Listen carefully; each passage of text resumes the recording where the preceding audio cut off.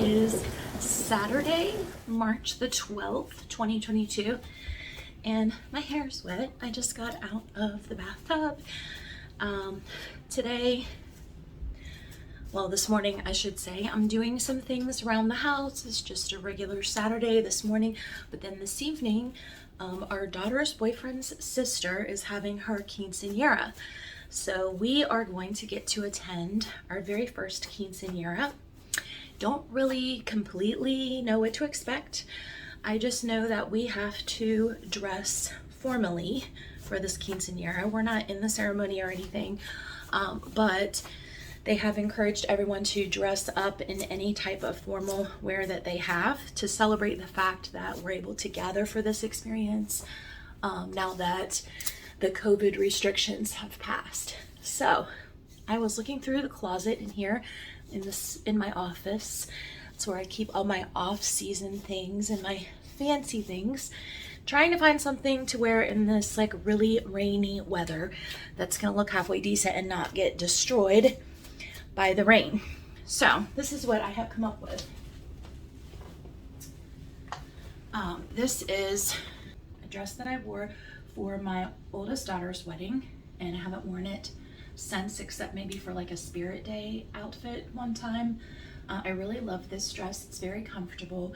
It's very flattering. It's one of those really flowy fabrics that has like this stretch in it, but it's also an A-line skirt. It's just so comfortable, and I love the detailing, the beading and everything.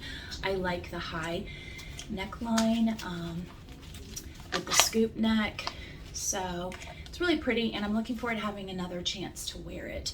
So I'm gonna wear that, and then because it is more for like warmer weather, because it was like a fall, early fall wedding, and it's so hot in North Carolina at that time, I'm gonna wear this little Bolero type jacket over the top of it. It's obviously really short, which is a good style for me, being short, and also will emphasize the waistline, bring a little structure to it, and cover up my shoulders so I won't be cold. And I think this will do really well like in the rain and still look nice at the end of the evening. So that outfit's ready. Joe's going to wear some khakis and his black suit jacket, so we should look pretty good together. That should go all right. But basically, I'm just going to get my hair smoothed out here and then let it do its own thing and dry while I get some things done around the house, because today I'm hoping to not think about school at all, because yesterday we turned in grades. So I'm trying to stay away from anything school today, but I need to work on the house. I really haven't had a chance to do much. I've been kind of worn out from student behaviors and things like that when I got home over the last week or so. So I'm going to try to get back on top of my laundry.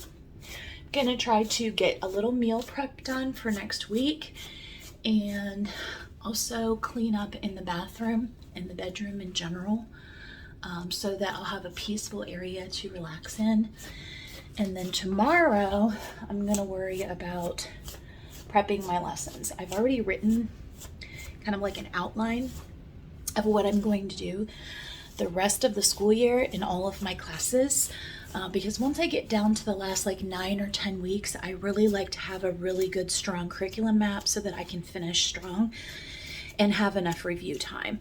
So I've already gone through and done that. So I pretty much know what I need to teach every day, and I'm going to try to stay on that schedule so that I can make sure that my students get all the review that they want, that they need, before they have to take their final exams and the EOG in the 8th grade level. So anyway, I do have to prep things. So like I would write down generally, like I'm teaching this topic on this day, and I have to actually pull my resources, print things out, and set up folders with activities. And I want to kind of get a jump on that, because the first week in April, we are going to visit Ainsley's College, chores, and that's in the Colorado Springs, Colorado area. So we're going to be gone for 4 days, And then the end of April, I'm going to be gone for a conference. We're two days, I think. I think I can leave the night before the conference. I won't have to miss that third day. So I just want to make sure that I'm kind of getting ahead on everything so that when I go to get ready for my conference and my time away in Colorado, that it'll be super easy because I already sort of have things laid out and just need to get like the sub part written. So that's what's up with today. After I finish here, I'm gonna go into the bedroom. I'm going to get my laundry sorted and separated and then start a load. And I'm going to start just wiping down some things and reorganizing in there. And we'll go from there. So I'm gonna take you along with me. Hope you enjoy this look into my life on a rainy Saturday.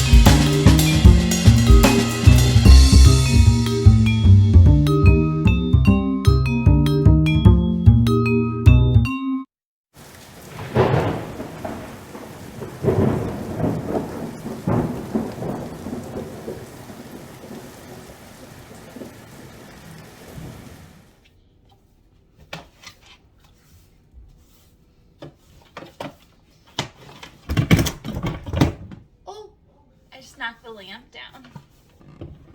Knock the lamp down. Bad mommy.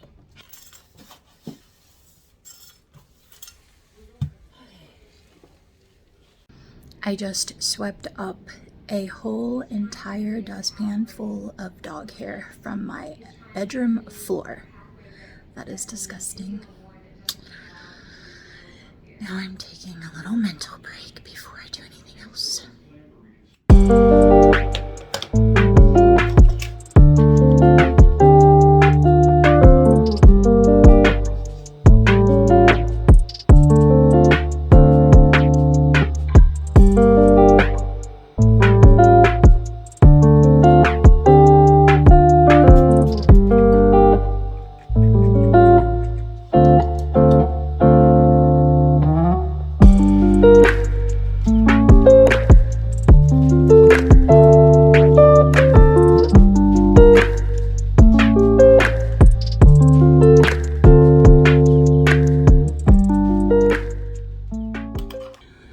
So my chores are as done as they're going to get for now. I've started laundry. I have put some Clorox bleach in our toilet in the bathroom off of our bedroom. And now I'm just gonna work on my hair. It is raining outside and it's very windy, and my makeup is in the car. Because quite often I do my makeup in the car now in the morning because Joe drives, and it just allows me to sleep for an extra like 20 minutes. So I will probably just leave it out there and do it on the way there, since we have over an hour drive. My makeup routine only takes me around 20 minutes. So, I mean, that's like eye makeup and everything. So I don't always do that full routine, but I can do that in the car easily and still have plenty of time. So right now I'm just getting my hair ready for heat. I put some Argan Oil in it. I like this brand. It's very affordable, but it does the trick. So that is by Hask. the name of the company that makes it. And it's just a regular like drugstore brand, nothing fancy. So with that, I don't really need any heat protectant, but if I wasn't using it, I would definitely use a heat protectant. So I'm just gonna straighten some of the wave out and then actually curl bigger curls. Because I find that if I do that, it helps my hair not be quite so frizzy with the curls. So that's what I'm up to right now. Because I've never been to a quinceanera, didn't really know like what I was expected to do at a quinceanera as a guest. So just to make sure that I didn't offend anyone, I watched some YouTube videos, and it just looks like it's gonna be pretty simple, sort of like attending a wedding, but it's a birthday. There'll be some ceremonies that we get to watch, and basically just make sure that you bring a card, and you know, I'm sure that we don't have to bring a gift, but it's nice to bring a gift, just like at a birthday party, you know. If not everyone shows up with a gift, it's fine, but considering this is our daughter's family that she's planning on at some point marrying into, hopefully, they've been talking about it, so I think it's free for me to say that that's something in their future. How soon, we're not sure, but anyway, I don't think she'd shoot me for saying that, but it's going to be important that we, you know, honor the family's wishes and what they think is acceptable for this type of event, so that we can show that we care about them. So just wanted to make sure there wasn't anything I was missing. I just washed my hair and conditioned it, so it's in really good shape.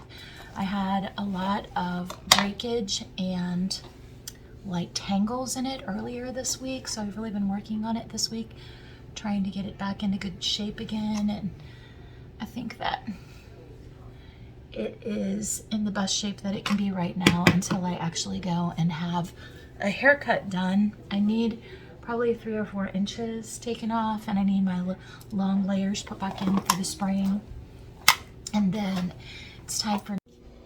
Sorry about that. So I'm on the other side now, you can see, because my phone died. I didn't know that I was running out of battery. I wasn't paying attention, so I had to reset everything. So this is my really old curling iron that I absolutely love. I know that you all have the Dyson Airwrap and all these other fancy things. This is my favorite curling iron that always does a really good job, and so I'm just using it.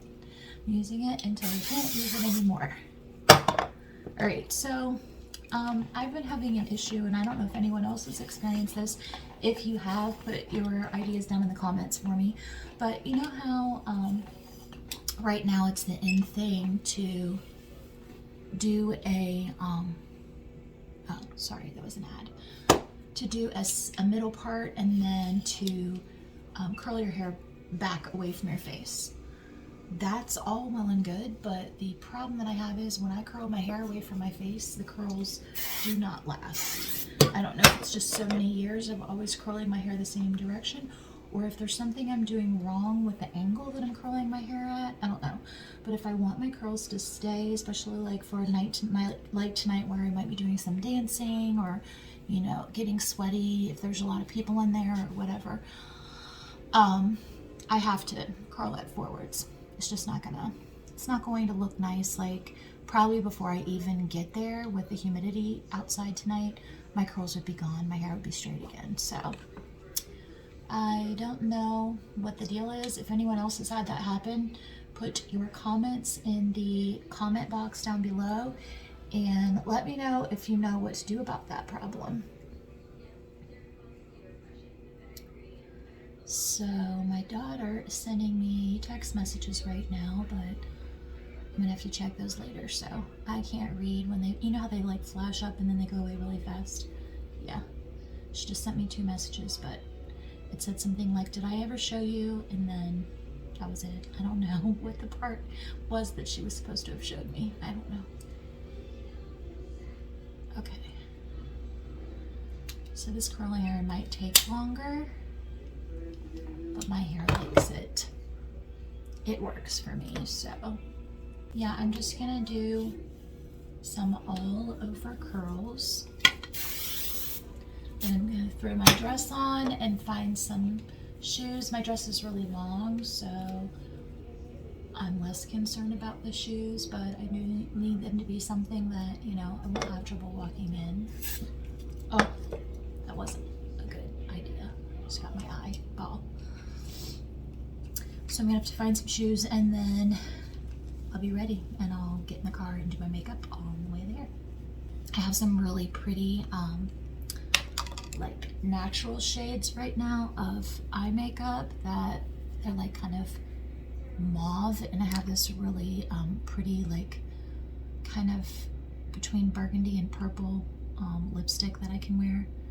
So I think I'm pretty well set for makeup.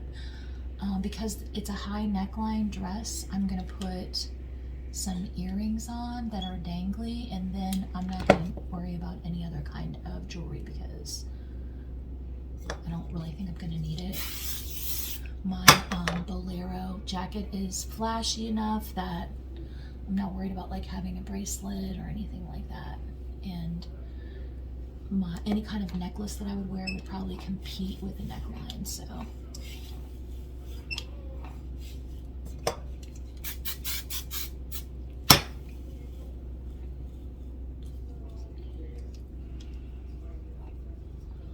So yeah, once I have done the straightening of my hair, it's super easy for me to curl it in sections. I just don't have difficulty separating it, and I don't have difficulty getting it to curl, so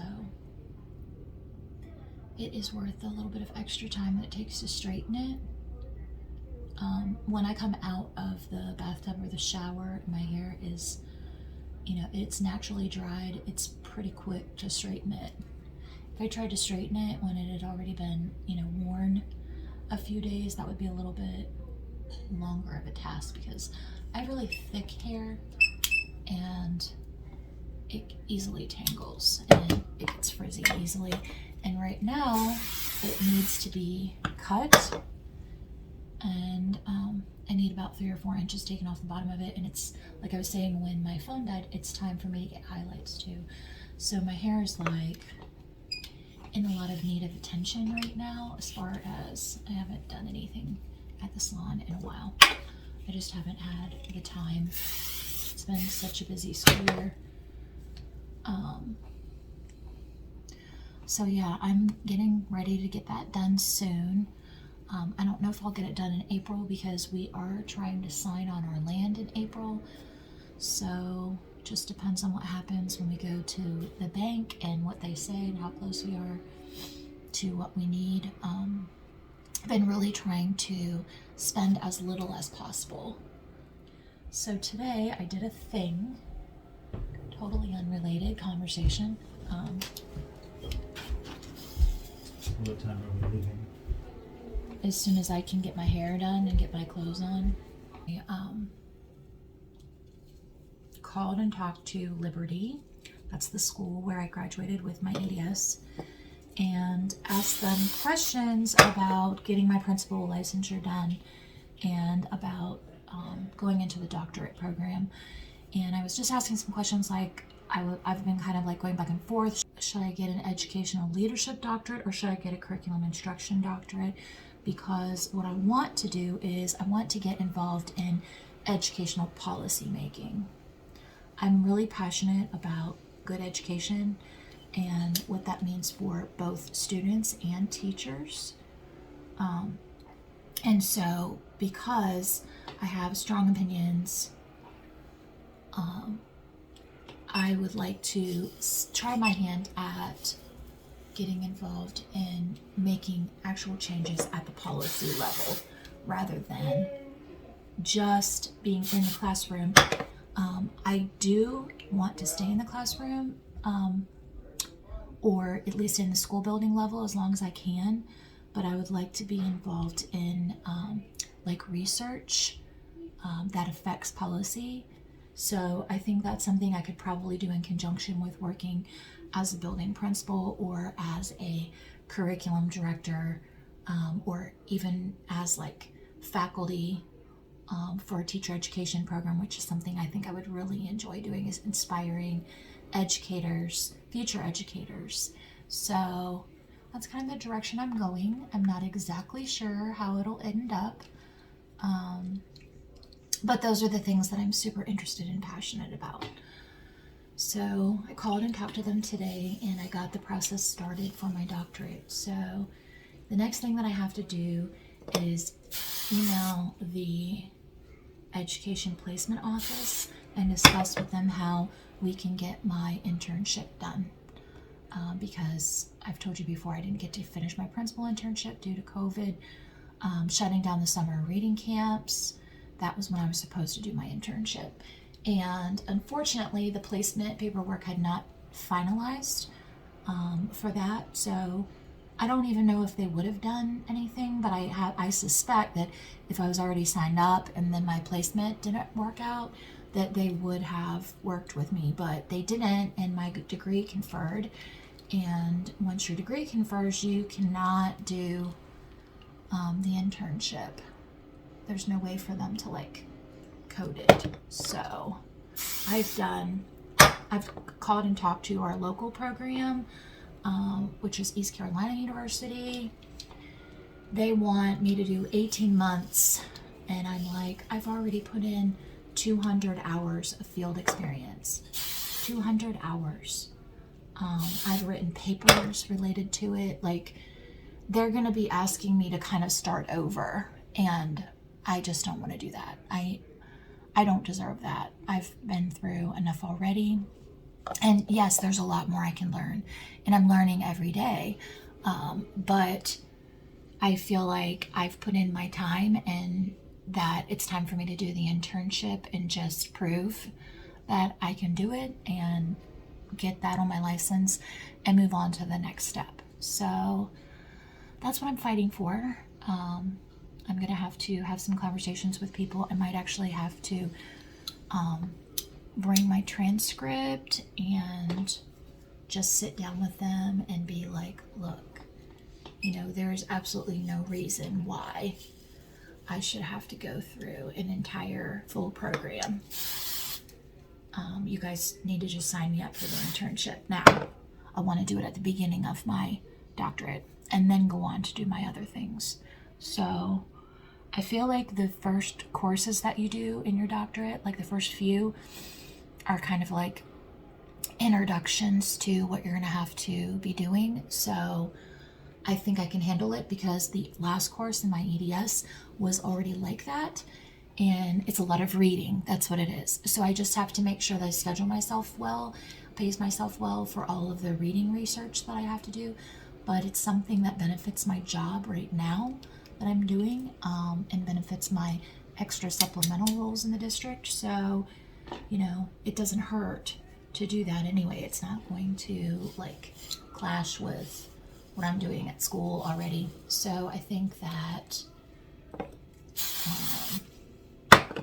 that's what I'm going to do. I'm going to try to take one class for my doctorate at a time and do my internship. And then when my internship is finished up, then I'll go on to finish my doctorate, which will take probably 5 years total. Because I already have 18 transfer hours from taking my EDS through the same university. So that's kind of where I'm at. I'm really excited about it. I feel like it's finally good timing for me. I was concerned before because my knee surgery, I needed to get my knee surgery done, and I knew realistically if I get my knee surgery done, it's not a good time for me to try to do an internship while I'm recovering. But I can do my internship in the spring, and I'm getting my knee surgery done in the fall. By then I'll be fine. You just have to do a lot of walking the campus when you're doing that kind of thing. So, I think that I should be good. My doctor told me 6 months. I should be back to like the same kind of physical level as long as I do everything I'm supposed to in my therapy. And now I have Renee, so she's going to help me. She said the very day that your doctor says you can start exercising again, you can show up in this pool and I will help you, because she's also a physical therapist and an aquatic therapist. So I have a plan, and I can take courses and do lots of reading when I'm at home, on recovery from knee surgery. So, you know, it's like a win-win situation. Another thing that I would really like to do after I get back from Africa is start looking into the Albert Einstein Fellowship. It is an opportunity to go to Washington, D.C. and serve as an intern for a year, and your school holds your spot. So you take like a professional leave of absence, and they pay you. They pay for all of your like living expenses to go and live there in DC and work with politicians to inform them about educational policy. So I would love to do that. I think that would be amazing. So I'm gonna look into that. It's like a really prestigious thing to get chosen for that. So I might have to apply like multiple times before I get picked. But I want to start the process, and you know, then if there's something else I need to do to get more experience, then maybe I can get some feedback from the interview team and, you know, beef up my resume for the next time. So yeah, I think that would be amazing and would open a lot of doors. And if nothing else, like, it's just so fulfilling to be able to do things that are going to positively benefit your profession, like on the political level. So I'm excited about that opportunity.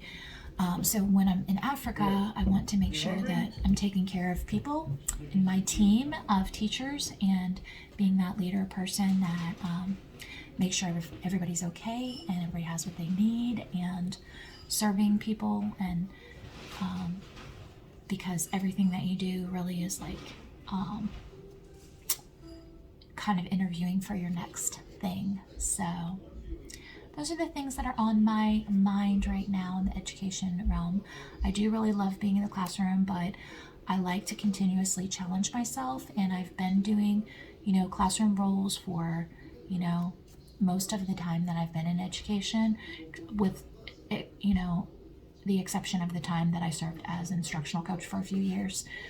And I learned all the things that I didn't know about doing that kind of role. So then ever since then, I've been working on, you know, my weak areas and trying to learn about motivating adult learners and all of that kind of thing. So I hope that I'll be able to do that kind of thing in my, like my dissertation, that I'll be able to study the motivation of adult learners and learn a lot about, you know, presenting and professional development for adult learners, helping them want to learn, because I think that's the key. It's like we are always doing so many things in education, and we're required to do so many things. So sometimes we lose a love of learning for ourselves.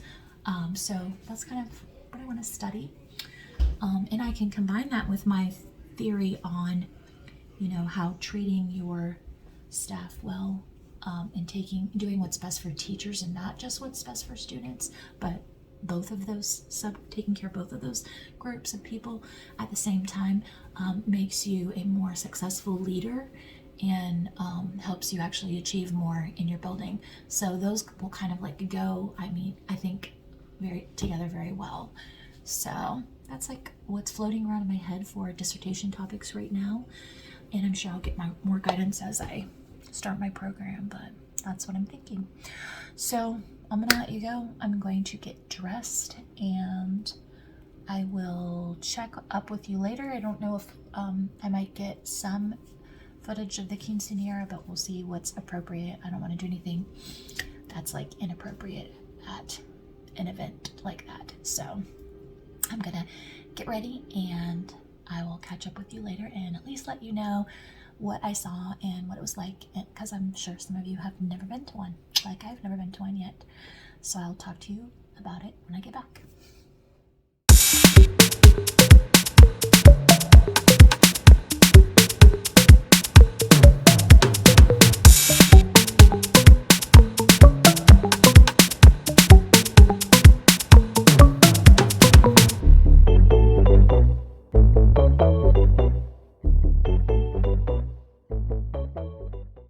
Hello, it's Sunday, March the 13th today. So this is the end of the vlog. I just wanted to say that the quinceanera was absolutely gorgeous. Talia looked gorgeous. She had this beautiful, beautiful cloud puffy dress on. And I thought the quinceanera was like the most fascinating cultural celebration that I have been to so far. I went to see some interesting things when I went to Europe between my junior and senior year of high school, but I really, really enjoyed this. So if you've never been to a quinceanera, it's a coming of age celebration. And so basically it's saying to the daughter that she has, stopped being a child and now she is a young woman. And so some of the responsibilities of being a young adult are now hers. And it just sort of like transfers that responsibility from the parents to, the young person. So it's really neat what they do. Every quinceanera celebration is a little bit different, but they all share some common like elements and themes. One thing that happens is that all of the people that are special to that person, to that young lady, they are involved in planning the quinceanera in some way, shape, or form and purchasing like gifts for her. And during the ceremony, they read some special words over her. The parents get to speak.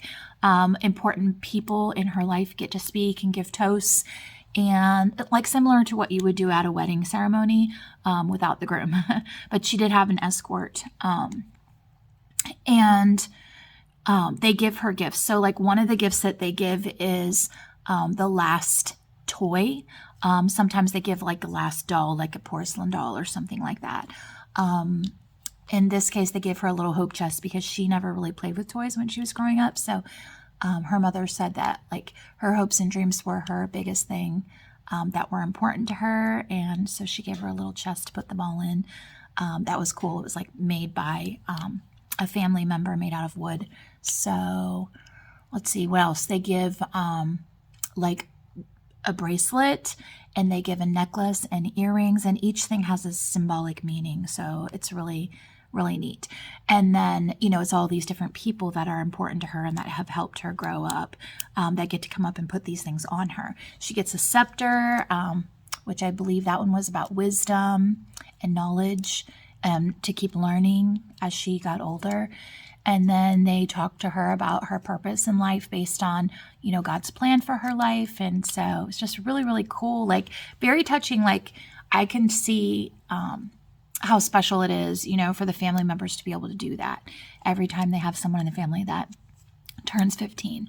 So let's see what else. The thing that I thought was the neatest, and I'll show a picture of it, is that at the end of the ceremony, the father changes the daughter's shoes and puts heels on her.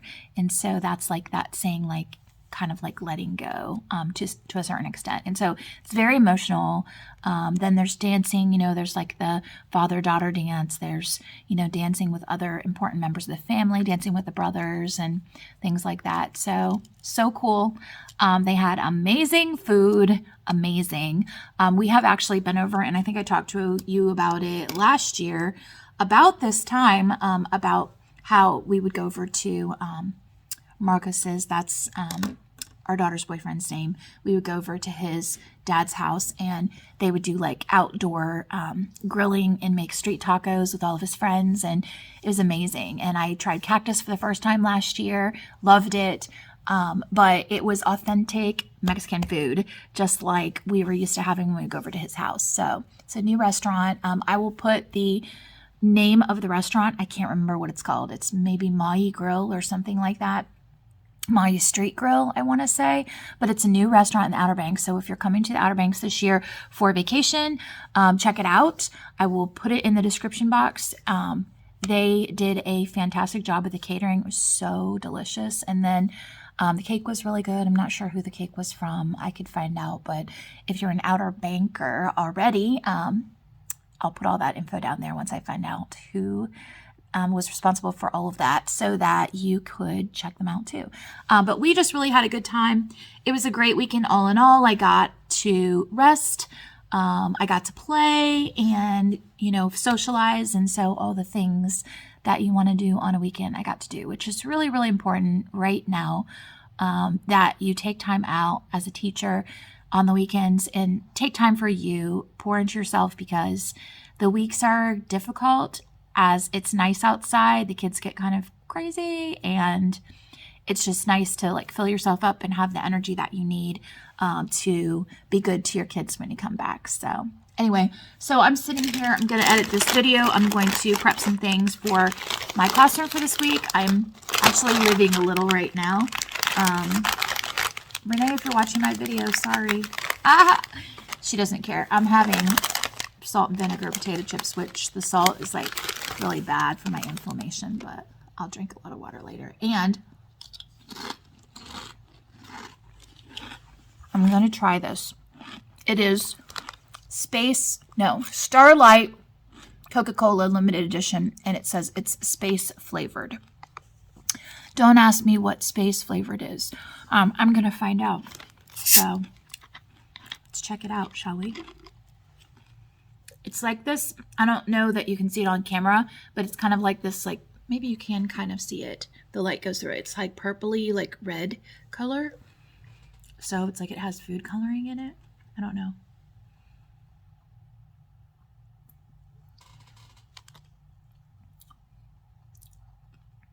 Okay. So it's like a regular Coca-Cola, but it's more mellow.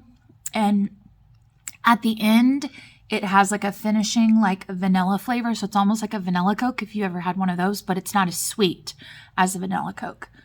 And that's all the difference that I can tell. So I pretty much feel like it's a vanilla Coke with food coloring in it. And they're calling it space flavor. I don't know if this goes with the mission to Mars thing or what this is all about. But anyway, as the science teacher, you know, I had to try this out so that I can inform my students of what space flavor Coca-Cola really is. That's my excuse anyway. I'm going to try not to drink all of this because it's a lot of calories, but it is good. I'm going to let you go. This video is probably like humongously long at this point, but I hope you enjoyed a weekend in my life. I definitely enjoyed this weekend, and I will see you again on Thursday with a new teacher tip / self-care video. Everybody, don't forget to work hard, be kind, and amazing things will happen. Bye-bye.